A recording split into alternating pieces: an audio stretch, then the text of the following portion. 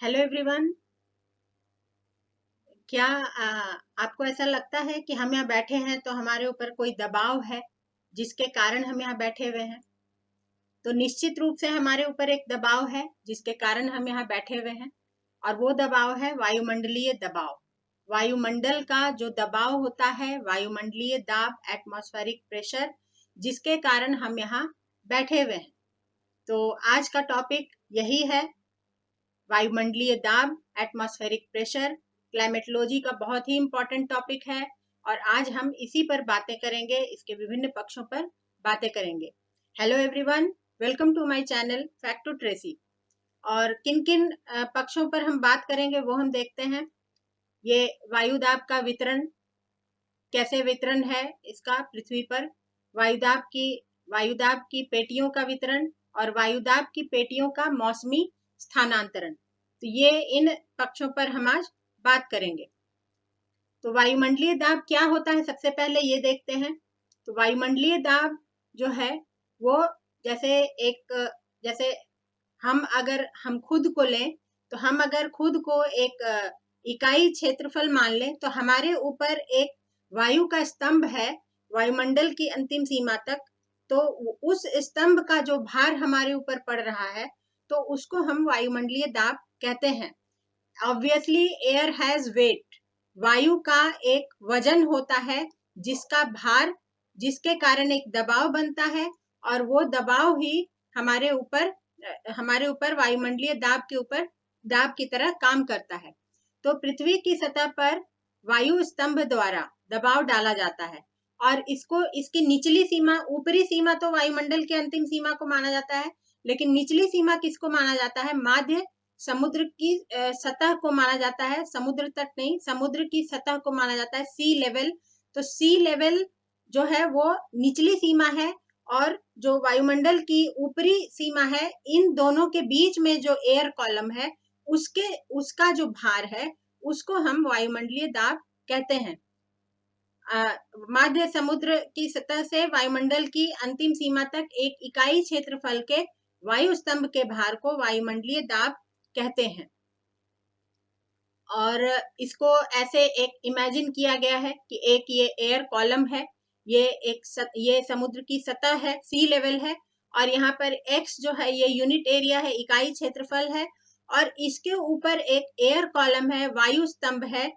और ये वायु स्तंभ जो है, इसके अंदर जो वायु है, इसका जो भार इस एक्स नामक स्थान पर पड़ रहा है, इकाई क्षेत्रफल पर पड़ रहा है, इसी को हम कहेंगे वायुमंडलीय दाब। Weight of the air in the column applies a pressure to point X। अब इस चित्र के माध्यम से हम इसको और स्पष्ट रूप से समझते हैं कि जैसे इस चित्र में एक व्यक्ति है, ये यहाँ पहले नीचे है और उसके बाद ये ऊपर पहाड़ पर, ये पर्वत पर ऊपर की ओर पहुंचा है चढ़ते चढ़ते। तो इसमें जैसे हम अक्सर सुनते हैं बातचीत में कि पर्वतारोही जो पर्वतों पर चढ़ते हैं, पर्वतारोहण करते हैं, तो पर्वतों पर ऊपर जाने पर और वायुमंडल के ऊपरी स्तरों की ओर भी जाने पर वायुमंडलीय दाब में कमी आती है और ऑक्सीजन में कमी आती है, हमें सांस लेने में तकलीफ होती है। ये हम अक्सर सुनते हैं, जो पर्वतों पर जाते हैं लोग बोलते हैं सांस लेने में तकलीफ होती है, सांस लेने में ज्यादा प्रयास करना पड़ता है। तो क्या ये जो है सत्य है कि ऊपर जाने पर ऑक्सीजन की कमी होती है? तो इसको हम देखते हैं इस चित्र के माध्यम से। ये व्यक्ति जो है पहले यहाँ पर है, और इसके बगल में ये एयर कॉलम है, और इसके अंदर एयर एटम्स हैं, मतलब जो अणु हैं वो हैं, और ये नीचे की ओर ज्यादा सघन है, मतलब इनकी डेंसिटी अधिक है, इनका घनत्व अधिक है। और जैसे जैसे इस कॉलम में ऊपर की ओर बढ़ते हैं, जो ये घनत्व है इनका एटम्स का, वो कम होता जा रहा है। तो ये होता है, ऊपर की ओर जाने पर वायु का घनत्व कम होता जाता है, एयर डेंसिटी डिक्रीजेस। तो ये यहाँ पर पास पास है, यहाँ पर घनत्व अधिक है, तो हाइयर प्रेशर है यहाँ पर। तो look at all the atoms pressing down on the guide at the bottom of the mountain. तो यहाँ पर ये व्यक्ति है तो इसके ऊपर ज्यादा दबाव पड़ रहा है, क्योंकि यहाँ पर अधिक एटम्स हैं और इनका इनका अधिक दबाव इस व्यक्ति के ऊपर पड़ रहा है, इसलिए यहाँ पर इसे ऑक्सीजन पर्याप्त मात्रा में मिल रही है, ऐसा हम मानते हैं। और जैसे जैसे ऊपर जा रहे हैं तो ये घनत्व जो है कम होता जा रहा है, लोअर प्रेशर है यहाँ पर, क्योंकि एटम्स कम है तो प्रेशर भी कम पड़ रहा है। तो look at how few atoms are pressing down on the guy at the top of the mountain. तो यहाँ पर जो है इस पर दबाव कम पड़ रहा है। तो क्या वास्तव में ऑक्सीजन की कमी हो गई? ऑक्सीजन की कमी तो होती है, लेकिन वायुमंडल में ना होकर के हमारे शरीर में ऑक्सीजन की कमी हो जाती है। वायुमंडल में तो जो 21% ऑक्सीजन की मात्रा होती है वो तो होती है, ये इसमें कोई कमी नहीं है। यहाँ चाहे देखा जाए या यहाँ देखा जाए तो ऑक्सीजन का जो प्रतिशत है वो स्थिर है 21% पर, लेकिन जो और नाइट्रोजन 78% है, जैसा कि हम जानते हैं हमारे एटमॉस्फेयर में ऑक्सीजन 21%, नाइट्रोजन जो है 78% और बाकी गैसेस जो है वो 1% है। तो यहाँ पर तो ऑक्सीजन 21% है, लेकिन इस व्यक्ति के शरीर में ऑक्सीजन की कमी हो रही है क्योंकि जो दबाव है वो कम है, इसलिए इसके शरीर में पर्याप्त मात्रा में ऑक्सीजन नहीं पहुंच रहा है और इसके कारण इसके शरीर में ऑक्सीजन की कमी हो रही है। जैसे कि हम ऐसे एक ये पानी से भरा हुआ एक कंटेनर है और इसमें पानी भरा हुआ है, यहाँ पर एक छेद कर दिया जाए, यहाँ पर एक छेद कर दिया जाए, तो दोनों में से कहाँ से पानी जो है ज्यादा प्रेशर से बाहर निकलेगा? ये स्पष्ट है। यहाँ नीचे वाले छेद से ज्यादा दूरी तक जाएगा पानी, ज्यादा प्रेशर से निकलेगा, और ऊपर वाले छेद से कम प्रेशर से निकलेगा। Same this is the case in this air column. जैसे जैसे ऊपर जाते हैं तो प्रेशर जो है वो कम होता जाता है। तो नीचे जब है ये व्यक्ति, तो इसके शरीर में पूरे फोर्स से ऑक्सीजन जा रहा है और इसके फेफड़ों में जा रहा है, फेफड़ों से खून में जा रहा है और पूरे शरीर को पहुंच रहा है। ऊपर जाने पर क्या हो रहा है कि घनत्व तो कम हो गया, तो इसलिए दबाव भी कम हो गया। तो दबाव कम होने से ऑक्सीजन जो है वो पूरे फोर्स से इसके फेफड़ों तक नहीं पहुंचता है और इस तरह से इसके शरीर में कमी हो जाती है ऑक्सीजन की। वायुदाब का ऊर्ध्वाधर वितरण, जो हम ऊंचाई की ओर बढ़ते हैं तो वायुदाब में कमी आती है, तो इसको देखते हैं। ऊंचाई के साथ वायुदाब में सदैव कमी आती है, लेकिन इसके घटने की दर एक समान नहीं होती है। लेकिन वायुदाब में कमी जो आती है ऊपर जाने पर, उसकी दर, rate of decreasing the atmospheric pressure is not the same everywhere and it varies according to the factors affecting it. ये दर कौन से फैक्टर्स हैं जो इसको प्रभावित करते हैं? ये दर वायु के घनत्व, पवन संचार, पृथ्वी के घूर्णन, तापमान, जलवाष्प की मात्रा और गुरुत्वाकर्षण शक्ति जैसे परिवर्तनशील कारकों पर निर्भर करते हैं। यानी कि जो कारक हैं जो वायुदाब में कमी जो आती है उसकी दर को प्रभावित करते हैं, ये कारक स्वयं ही परिवर्तनशील हैं। मतलब इन कारकों में भी परिवर्तन आता है, इसलिए ये जो वायुदाब में परिवर्तन की दर है इसमें भी एक समानता नहीं होती है। क्या है वायुदाब में? निम्न वायुमंडल में वायुदाब की ह्रास दर प्रत्येक 10 मीटर पर 1 मिलीबार होती है। प्रत्येक 10 मीटर पर 1 मिलीबार होती है। 10 मीटर पर 1 मिलीबार कम हो जाता है। 10 मीटर ऊपर जाएंगे तो 1 मिलीबार कम हो जाएगा। और समुद्र तल से लगभग 5 किलोमीटर की ऊंचाई पर वायुदाब की मात्रा समुद्र तल पर वायुदाब की तुलना में लगभग आधी हो जाती है। मतलब अगर समुद्र की सतह पर जितना भी वायुदाब है, अगर उससे 5 किलोमीटर ऊपर जाएंगे तो वायुदाब की मात्रा आधी हो जाएगी। ये इस चित्र में ये दिखाया गया है।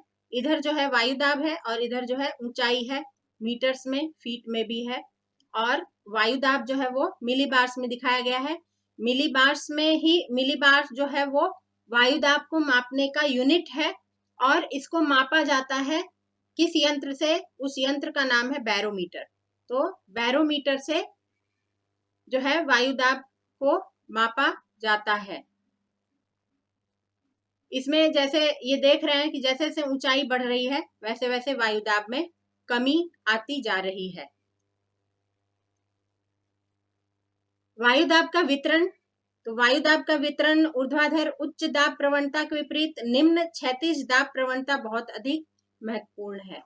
इससे क्या निकल रहा है अर्थ कि ऊर्ध्वाधर जो वितरण होता है वायु दाब का, उसमें दाब प्रवणता उच्च होती है, यानी कि ग्रेडियंट जो होता है, प्रेशर ग्रेडियंट, यानी कि जो उसमें जो परिवर्तन की दर है, मतलब जल्दी जल्दी जो परिवर्तन आ रहा है, वो ऊर्ध्वाधर जो परिवर्तन दर है वो अधिक होती है, लेकिन क्षैतिज दाब प्रवणता जो है वो निम्न होती है।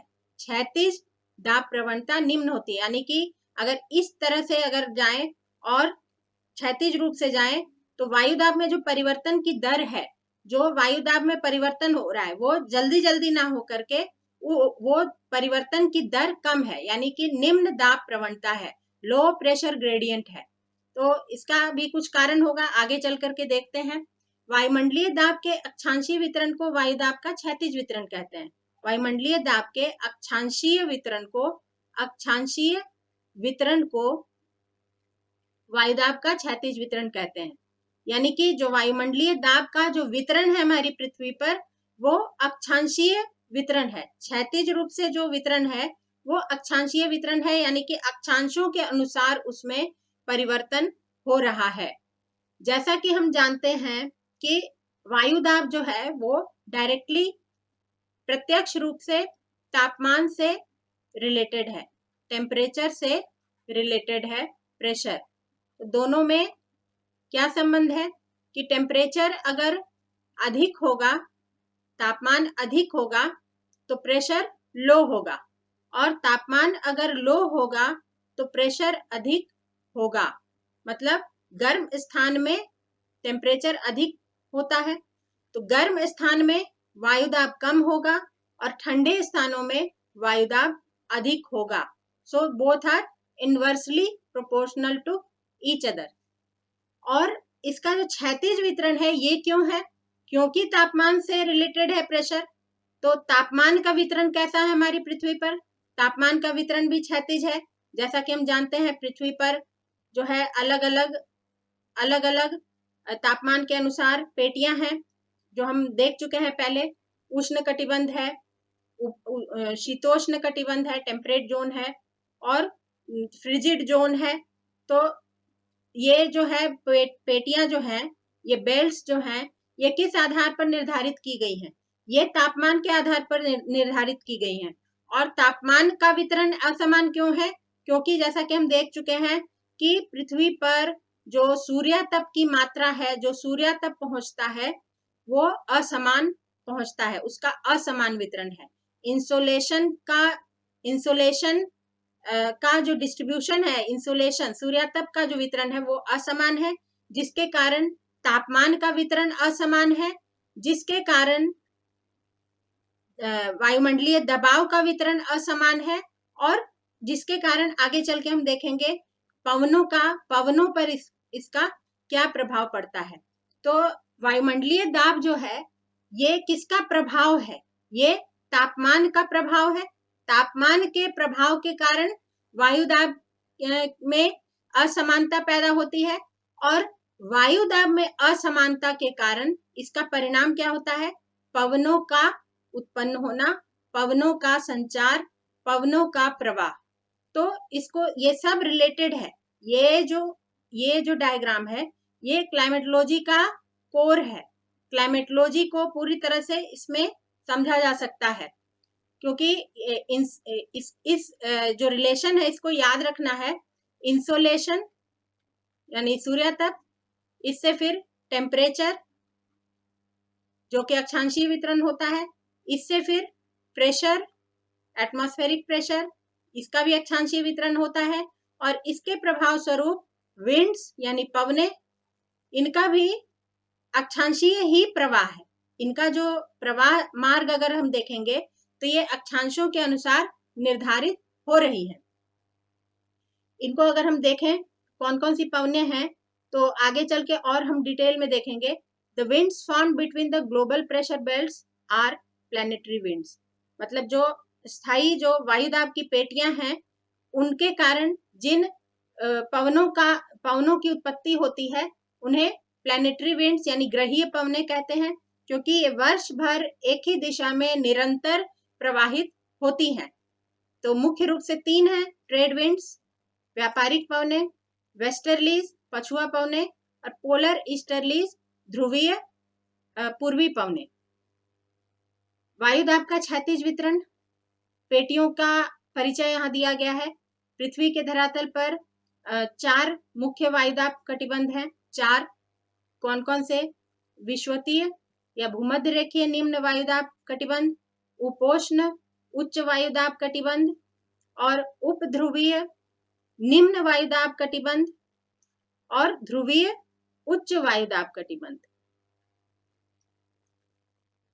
तो इसमें अगर जाएं तो इसमें देख सकते हैं हम इक्वेटोरियल लो प्रेशर बेल्ट, ये भूमध्य रेखीय निम्न दाब कटिबंध एक है। उसके बाद शीतोष्ण सब ट्रॉपिकल हाई प्रेशर बेल्ट, शीतोष्ण उच्च दाब कटिबंध, ये वाला जो है ये है, ये 2 है उत्तरी गोलार्ध और दक्षिणी गोलार्ध में। उसके बाद सब पोलर लो प्रेशर बेल्ट, उपध्रुवीय निम्न दाब कटिबंध, ये भी 2 है उत्तरी गोलार्ध और दक्षिणी गोलार्ध में। और फिर ध्रुवीय उच्च दाब कटिबंध, ये भी 2 है उत्तरी ध्रुव और दक्षिणी ध्रुव पर। तो बाकी सब जो है पेयर्स में है, एक इक्वेटोरियल लो प्रेशर बेल्ट को छोड़ करके। यानी कि कितनी पेटियां हो गई? एक ये हो गया और बाकी जो है तीन पेटियां हैं जो कि डबल हैं, यानी कि 6 और 1 7 पेटियां हैं कुल मिलाकर के। पवन की दिशा व वेग को प्रभावित करने वाले कारक, पृथ्वी के धरातल पर क्षैतिज पवने निम्नलिखित 3 प्रमुख कारकों का संयुक्त परिणाम है। पवनों की उत्पत्ति जो होती है, तो पवनों की उत्पत्ति को, उनकी दिशा को, उनके वेग को प्रभावित करने वाले कुछ कारक हैं, जिसमें सबसे प्रमुख कारण है दाब प्रवणता, दूसरा घर्षण बल, कोरियालिस बल, गुरुत्वाकर्षण बल भी है। दाब प्रवणता हम जानते हैं कि जहां भी ये एटमॉस्फेरिक प्रेशर में असमानता आएगी, वायुमंडलीय दबाव अधिक या कम रहेगा 2 स्थानों के बीच, तो वहां पर पवनों का संचार आरंभ होगा। कहीं पर हाई प्रेशर है, यहाँ हाई प्रेशर है, यहाँ लो प्रेशर है, तो यहाँ से यहाँ की ओर पवनें चलना प्रारंभ हो जाएंगी, हाई प्रेशर से लो प्रेशर की ओर। तो और ये दाब प्रवणता जो है जितना तीव्र होगा, यानी कि जितना अधिक तेजी से परिवर्तन होगा वायुदाब में, उतना ही पवनों का वेग अधिक होगा। विंड्स का जो स्पीड है वो उतना ही अधिक होगा जितनी अधिक दाब प्रवणता होगी। यानी जितना तेजी से, ये मान लीजिए कि ये बहुत हाई है, ये बहुत लो है, यानी कि प्रेशर ग्रेडियंट बहुत ज्यादा है, तो ये बहुत तेजी से यहाँ पर स्पीड बहुत हाई होगी पवनों की। दूसरे फैक्टर की ओर बढ़ते हैं, घर्षण बल। बिना दाब प्रवणता के पवनों की उत्पत्ति हो ही नहीं सकती है, ये समझ लेना हमें। दूसरा कारक है घर्षण बल। घर्षण बल क्या है? Frictional force. कि इसको अगर हम देखें तो पृथ्वी पर दो तरह का धरातल है, एक स्थलीय भाग है और एक जलीय भाग है। तो स्थलीय भाग जो है, इस पर बहुत ज्यादा असमानताएं दिखती हैं। पर्वत हैं, ये पर्वत हैं, पठार हैं, मैदान हैं, और भी बहुत सारी असमानताएं हैं। और जलीय भाग जो है वो समतल है, वहां पर कोई फ्रिक्शन जो है वो दिखता नहीं है। तो इसके अगर स्थलीय भाग के ऊपर से पवनें अगर प्रवाहित होती हैं तो फ्रिक्शन जो है उसे मिलता है घर्षण बल। तो यहाँ पर पवनों का वेग जो है स्पष्ट रूप से कम होता जाएगा। जितना ज्यादा व्यवधान मिलेगा, जितना अधिक रुकावटें आएंगी उसके प्रवाह मार्ग में, उसकी जो स्पीड है वो कम होती जाएगी। और इसके विपरीत जो सागरीय भाग पर जब पवनें प्रवाहित होती हैं तो वो ज्यादा तेजी से प्रवाहित होती हैं, इनकी गति अधिक होती है, क्योंकि यहाँ पर उन्हें कोई व्यवधान नहीं मिलता है। तीसरा जो कारक है वो है कोरियालिस बल। कोरियालिस बल क्या है? ये पृथ्वी के घूर्णन के कारण उत्पन्न हुआ बल है। पृथ्वी क्योंकि घूर्णन करती है, 24 घंटे में एक बार अपने अक्ष पर घूम जाती है पूरी तरह से, तो इसके कारण ये कोरियालिस बल पैदा होता है।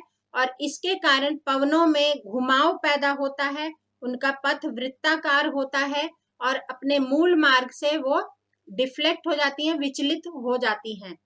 आगे देखते हैं कैसे विचलित होती हैं। और ये गुरुत्वाकर्षण बल जो है, ये of course it is very important, in fact it is the root cause of the winds, लेकिन ये अप्रत्यक्ष कारक है, क्योंकि अगर गुरुत्वाकर्षण बल नहीं होता तो हमारी पृथ्वी के चारों ओर ये वायुमंडल भी नहीं होता।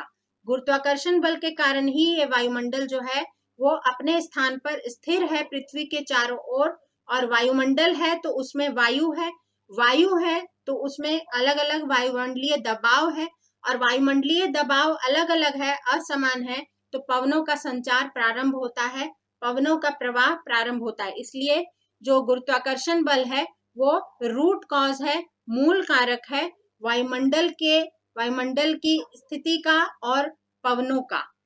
तो ये कोरियालिस बल जो है, ये पहला जो चित्र है, इसमें प्रेशर ग्रेडियंट जो है, ये दाब प्रवणता, इसका प्रभाव दिखाया गया। हाई प्रेशर है इधर, लो प्रेशर है। प्रेशर ग्रेडियंट जो है ये जितना अधिक होगा, ये पवनों का वेग जो है उतना ही अधिक या कम होगा उसी के अनुसार। और कोरियालिस बल में ये दिखाया गया है, ये इक्वेटर है, ये जो है विभाजक का काम करता है, इधर जो है उत्तरी गोलार्ध है और इधर जो है दक्षिणी गोलार्ध है।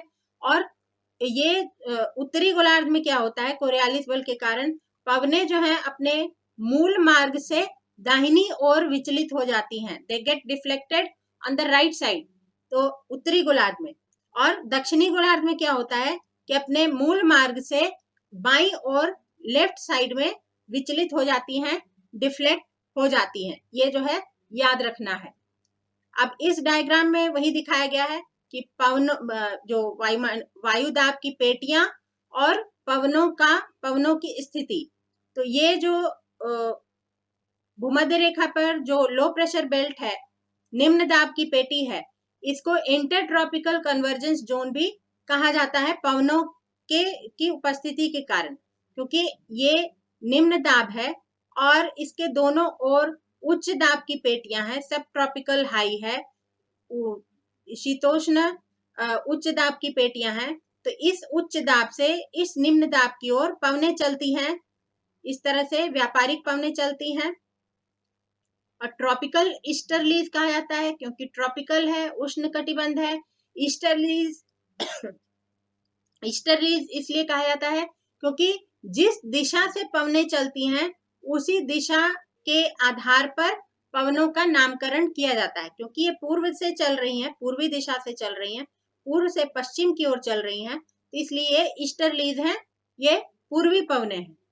इधर से भी दक्षिणी गोलार्ध में भी पूर्व से पश्चिम की ओर चल रही हैं, तो ये ट्रॉपिकल ईस्टर्लीज है ये भी। और ये दोनों मिलती कहाँ है, ये जो निम्न दाब कटिबंध है, बीच में भूमध्य रेखा का निम्न दाब की पेटी है, यहाँ पर मिलती हैं। तो यहाँ पर क्योंकि कन्वर्जेंस हो रहा है, अभिसरण हो रहा है, इसलिए इसको क्या कहा जाता है, इंटरट्रॉपिकल कन्वर्जेंस जोन या अभिसरण क्षेत्र है, यानी कि ITCZ। यहाँ पर दो दिशाओं से आने वाली व्यापारिक पवनें मिलती हैं, इसलिए ITCZ कहा जाता है। और यहाँ पर ये सब ट्रॉपिकल हाई है दोनों गोलार्धों में। उसके बाद यहाँ पर ये उपध्रुवीय निम्न दाब की पेटी है दोनों ही गोलार्धों में, ये दक्षिणी गोलार्ध में है और ये उत्तरी गोलार्ध में है। और फिर क्या होगा, यहाँ हाई प्रेशर है, यहाँ लो प्रेशर है, तो पवनें कैसे चलेंगी, इस तरह से लो प्रेशर की ओर चलेंगी। और ये क्योंकि पश्चिम से पूर्व की ओर जा रही है, इसलिए वेस्टर्लीज हैं, पछुआ पवने हैं। तो और क्योंकि ये इनका मूल जो प्रवाह मार्ग ऐसे होता, लेकिन ये दाहिनी ओर डिफ्लेक्ट हो गई हैं। इनका भी ऐसा मार्ग होता, लेकिन ये अपने दाहिनी ओर डिफ्लेक्ट हो गई हैं। तो ये ऐसे चल रही हैं और दक्षिणी गोलार्ध में भी इस तरह से चलती हैं, ये सब पोलर लो की तरफ। और यहाँ पर जो है दक्षिणी ध्रुव पर उच्च दाब की पेटी है, इसी तरह उत्तरी ध्रुव पर भी उच्च दाब की पेटी है। तो उच्च दाब से निम्न दाब की ओर यहाँ पर भी पवनें चलती हैं, और ये ईस्टर्लीज हैं, पूर्वी पवनें, ध्रुवीय पूर्वी पवनें हैं। तो आगे देखते हैं, ये जो है एक ये मॉडल है, ये ट्राई सेलुलर मॉडल है एटमॉस्फेरिक विंड्स के सर्कुलेशन का। इसको आगे भी हम और डिटेल में देखेंगे। ये यहाँ पर मतलब इस तरह से दिखाया गया है कि पवने जो हैं ऐसे यहाँ से भूमध्य रेखा से उठती हैं, फिर ये सब ट्रॉपिकल जो हाई है शीतोष्ण उच्च दाब कटिबंध है, यहाँ पर नीचे की ओर अवतलित होती हैं दोनों गोलार्धों में, तो यहाँ पर अवतलित हो रही हैं।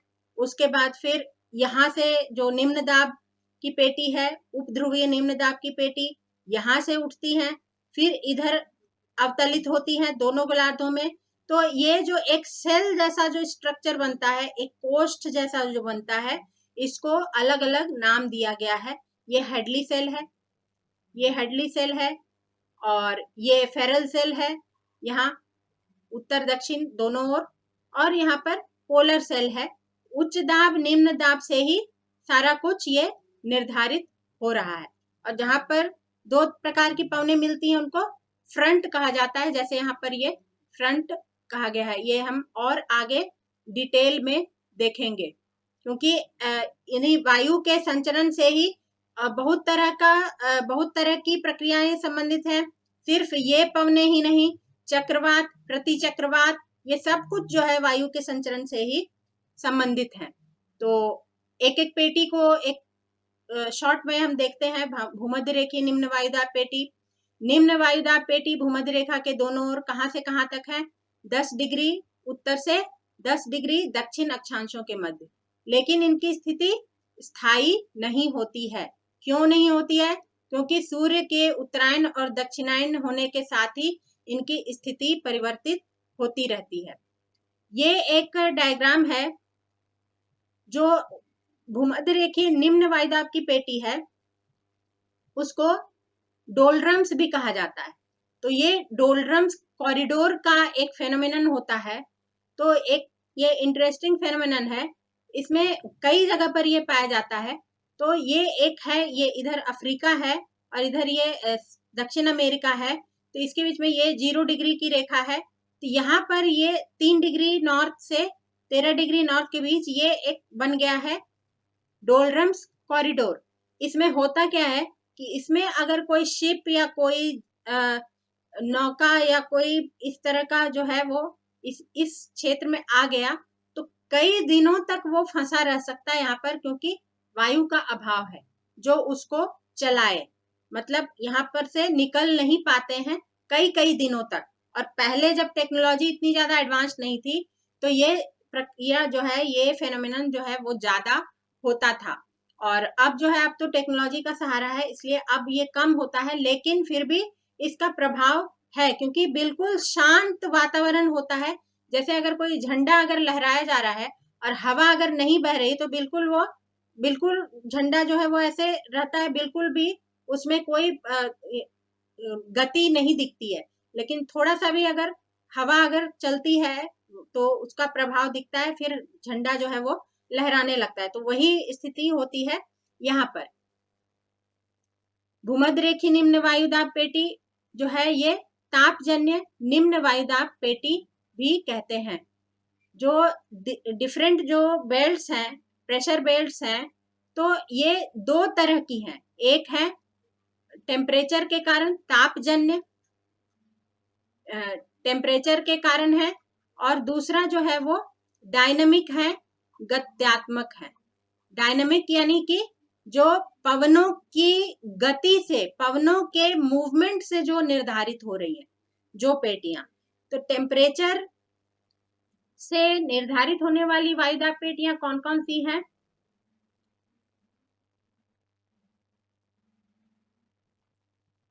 ये हम देखते हैं, ये दो ही हैं।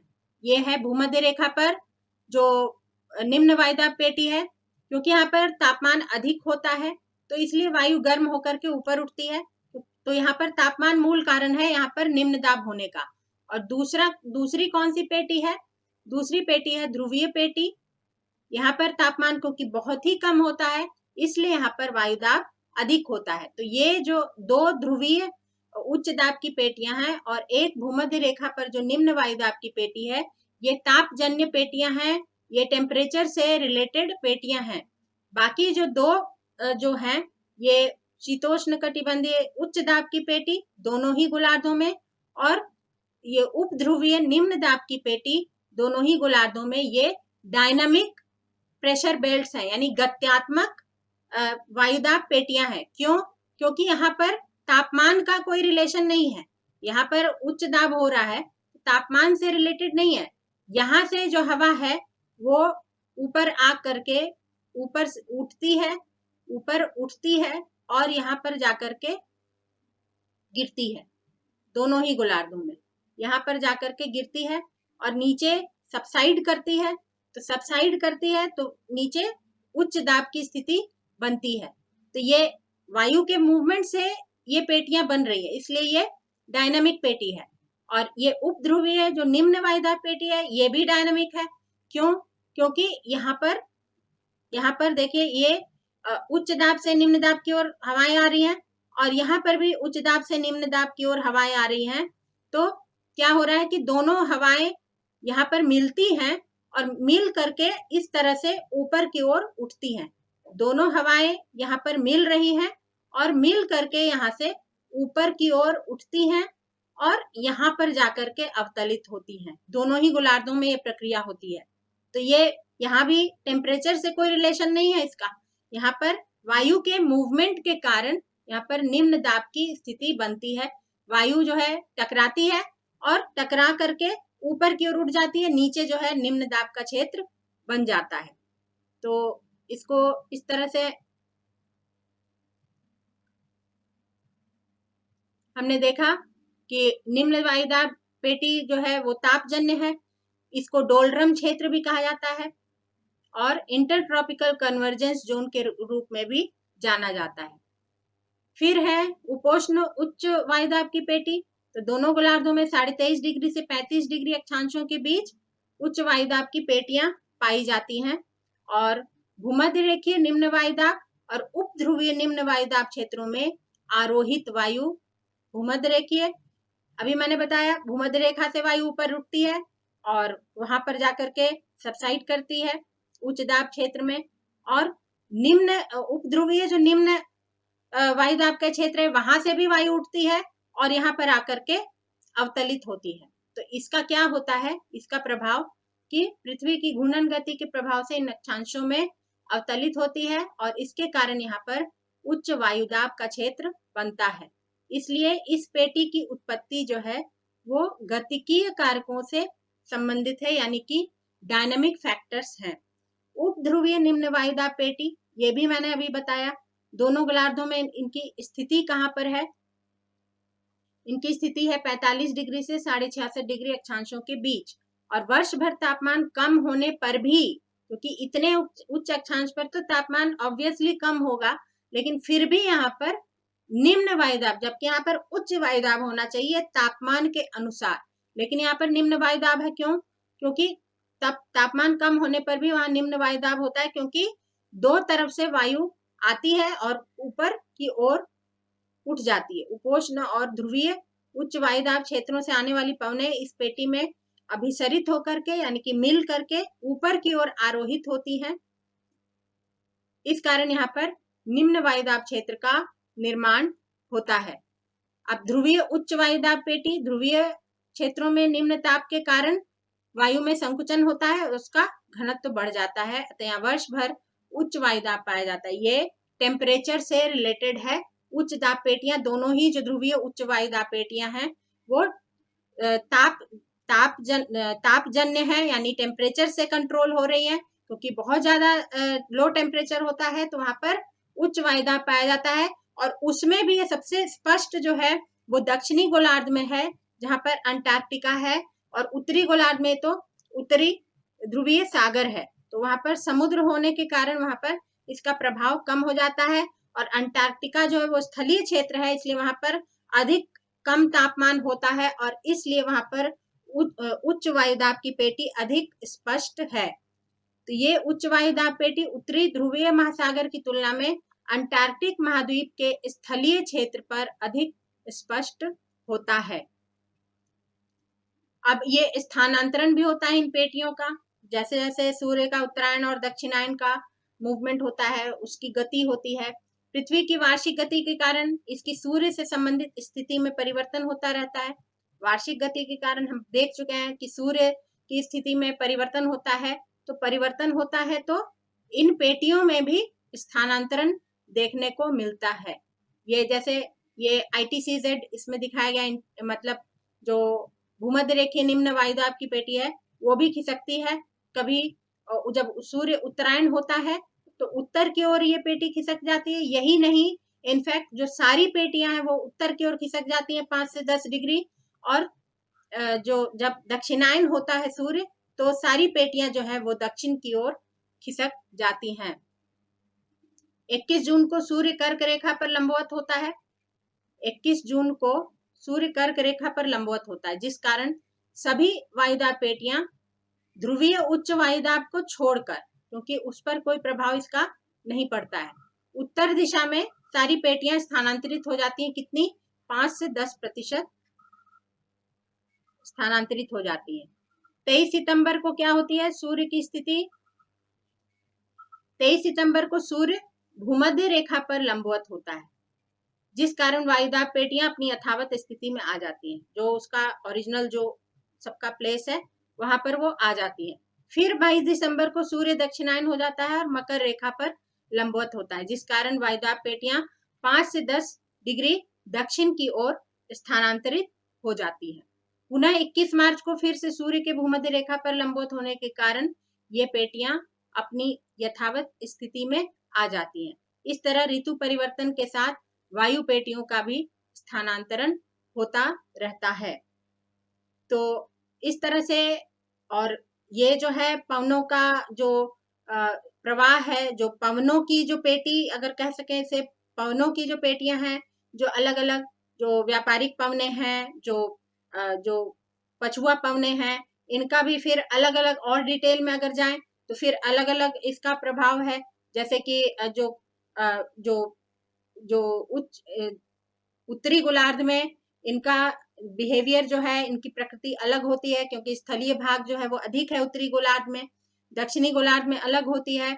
जो वायुदाब पेटियां हैं उनका भी जो प्रभाव है वो उत्तरी गोलार्ध में अलग दिखता है, दक्षिणी गोलार्ध में अलग दिखता है। उत्तरी गोलार्ध में स्थलीय जो विस्तार है वो अधिक है। तो इसलिए जैसे जो अगर हम इसका उदाहरण लें, जो उच्च दाब की पेटी है, उपोष्ण उच्च दाब की पेटी है, तो वो जिसको हॉर्स लैटिट्यूड्स कहते हैं, वो महासागरों पर अधिक स्पष्ट है। महासागरों पर अधिक स्पष्ट क्यों है? क्योंकि जो अगर हम इसको मैप में देखें,